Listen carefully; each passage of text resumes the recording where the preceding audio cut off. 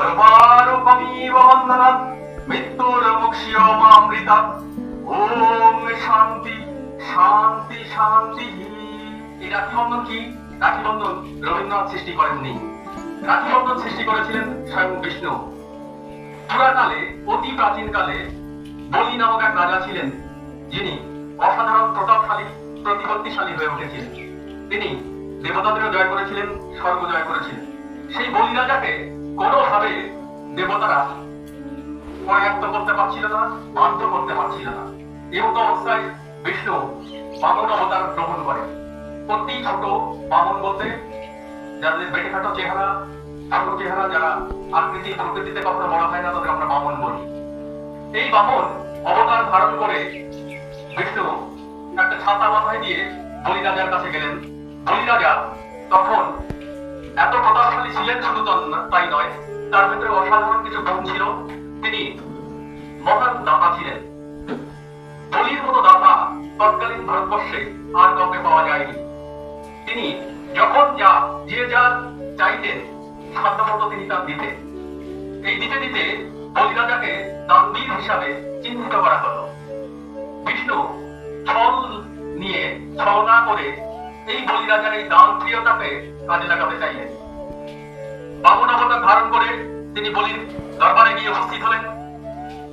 বামনকে দেখে ওই ছোট্ট ব্রাহ্মণ, গায়ে গলায় বইতা আছে, মাথায় একটি ছাতা, সুন্দর দর্শন, অথচ খুব বেটে ঘাটো চেহারা। এই বামনকে দেখে বলি রাজা খুব আপ্লুত হলেন। বললেন, হে ঠাকুর, তোমার কি চাহিদা? আমার এখানে চাহিদা, যে যা চায় আমি তো কাউকে ফেরাই না, তোমার কি চাহিদা? বলি রাজা বললেন যে আমার চাহিদা তো আছে, তার আগে আপনি দানবীর, দৈত্যদের ভিতরে শ্রেষ্ঠতম শাসক, মহান দাতা, আপনাকে আমরা এই ব্রাহ্মণ কুলের পক্ষ থেকে রক্ষা বন্ধন করতে চাই। আপনার যে শক্তি, সেই শক্তি এবং দেবতাদের যে বুদ্ধি, সেটার যেন সম্মিলন হয়। তাই তখন পকেট থেকে, ওনার গাঁট থেকে একটি হলুদ সুতা, যাতে অনেক কিছু মন্ত্রপুত করা, সেই সুতা বলি রাজার হাতে বেঁধে দেন। এই শুরু হলো রক্ষা বন্ধন।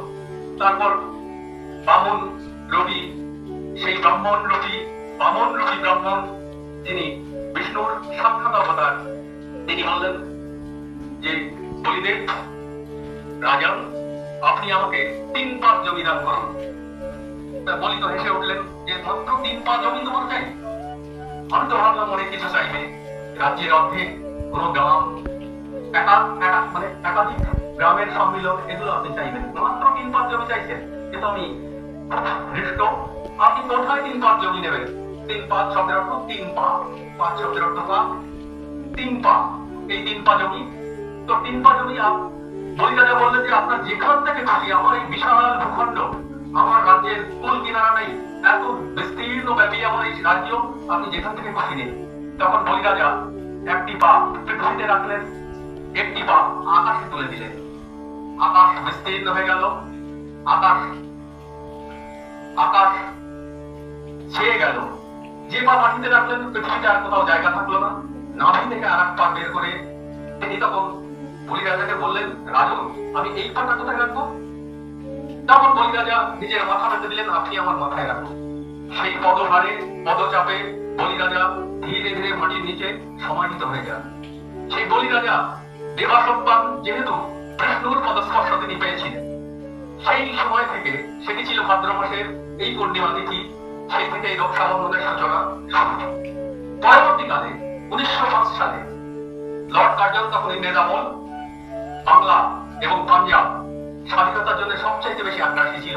এখানে এত বেশি স্বাধীনতা প্রেমী মানুষ, এত বেশি বলিদান প্রিয় মানুষের জন্ম হয়েছিল, যুবক যুবতীর জন্ম হয়েছিল। এরা ইংরেজ শাসনকে তোয়াক্কা করত না, ইংরেজ শাসনকে খেলায় হারানোর বিভিন্ন ষড়যন্ত্র, তথাকথিত তাদের ভাষায় ষড়যন্ত্র, আর আমাদের ভাষায় স্বাধীনতার প্রয়াস, এই নিয়ে দেওয়ার জন্য লর্ড কার্জন তখন কলকাতায় ছিলেন। কলকাতায় আমাদের লাট সাহেবের থাকার জায়গা ছিল, এখনো আছে, তোমরা এসপ্লানেডে গেলে দেখতে পাবে। সেই লাট সাহেবের বাড়ি এখন আমাদের সাহেব রাজ্যপাল থাকেন। এখান থেকে কার্জন সিদ্ধান্ত নিলেন যে বাংলাকে ভাগ করতে হবে, বাংলাকে দ্বিধা করতে হবে। বাংলাকে যদি দ্বিধা করা যায়, এখানের এই যে স্বাধীনতা প্রেমী মানুষ, এদেরকে আমরা বশীভূত করতে পারবো। সেই সিদ্ধান্ত অনুযায়ী উনি ওনার রাজ্যসভায় ওনার মন্ত্রীদের সাথে এটা পাশ করিয়েও নিলেন যে বাংলাকে দ্বিখণ্ডিত করা হবে। এই বাংলা তখন হিন্দু মুসলমান বিভিন্ন ধর্মের মানুষের বসবাস। সারা ভারত বাংলা জুড়ে, সারা ভারতবর্ষ জুড়ে বিপুল বিশাল আন্দোলন শুরু হলো, না এই বাংলা বিভাগ করা যাবে না।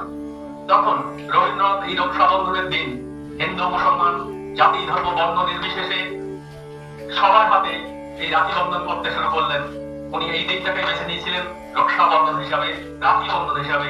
এদের মধ্যে যেন প্রীতির সম্পর্ক থাকে, এদের মধ্যে যেন স্নেহ, এদের যেন প্রতিবেশী একে অপরের প্রতি যে প্রীতি সবার ভালোবাসা থেকে যেন অটুট থাকে। বাংলা ভাগ আমরা মেনে নেব না। বাংলা ভাগের বিরুদ্ধে এই যে আন্দোলন, স্বয়ং গুরুদেব রবীন্দ্রনাথ ঠাকুর এইটা বাংলার বুকে সূচনা করেছিলেন। সেই থেকে প্রতি বছর এই ভাদ্র পূর্ণিমার এই মহান দিনে রক্ষাবন্ধন পালিত হয়। উত্তর ভারতে হয়, ভারতবর্ষ জুড়ে হয়, বাংলায় তো হয়। আমরা সেই রক্ষাবন্ধন উপলক্ষে এসেছি, আজকে তোমাদের এখানে সমবেত করিয়েছি, তোমাদের আহ্বান করিয়েছি। আমরা চাই তোমরা আমাদের ছাত্র, আমরা তাই এই রক্ষাবন্ধন পালন করবো। প্রত্যেকের হাতে আমরা রাখি বন্ধন বাঁধবো। আমরা যিনি এই বাংলার বুকে এই রক্ষাবন্ধনের সূচনা করেছিলেন, আগেও সূচনা ছিল কিন্তু রবীন্দ্রনাথ বিশেষভাবে করেছিলেন, মহান সেই গুরুদেব কবিবর, কবি শ্রেষ্ঠ রবীন্দ্রনাথকে আমরা প্রথম তার প্রতিকৃতিতে রক্ষাবন্ধন করব।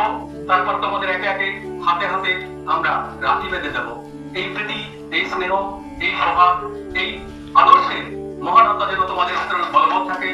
তোমরা শুধু এই শিক্ষিকাকুল এই মিশনের যেসব লোকজন এদের জন্য নয়, তোমার প্রতিবেশী, তোমার বন্ধু, তোমার স্বজন সবার সঙ্গে প্রীতির সম্পর্ক বজায় রাখবে।